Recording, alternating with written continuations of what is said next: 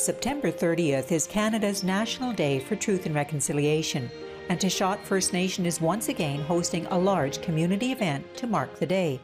At 10 a.m. we're going to start our walk, actually starting the walk at the Alberni Indian Residential School and making our way up the river towards ADSS, the high school, really showing that we're moving forward as a people, but also where our children should have went to school. They should have been going to school in town. They shouldn't have had to go to a school, a residential school in our backyard.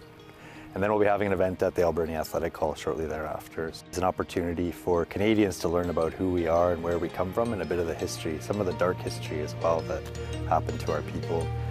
You'll hear from survivors, you'll hear from nations, but we're also looking to hear from a commitment from Canadians about National Day for Truth and Reconciliation.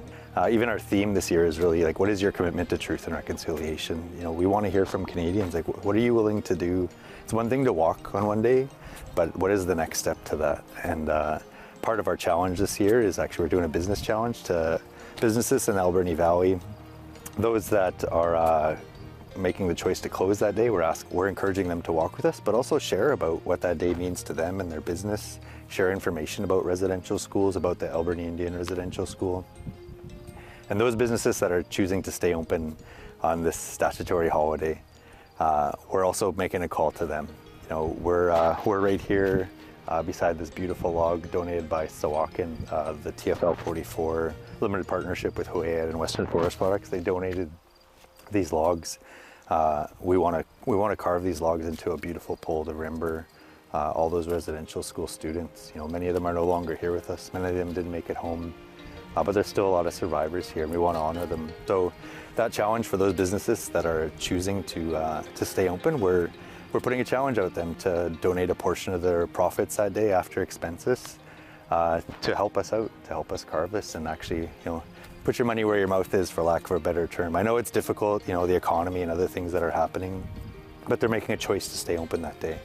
And that's okay. Everybody has to make a living. We understand that. But if you're really committed to truth and reconciliation, we'd really like to see you commit to helping us out so that we can honor survivors. We also think that Canadians are walking with us. You look at our walks over the past several years, a large portion of those people are non-Indigenous people that walk with us. And you go to other cities across the province and across the country, and that's not what happens. But it shows that Port Alberni is a place with a heart, and I think that shows that things are changing, the world is changing, and people are walking with us now. But now it's like, let's take the next step now.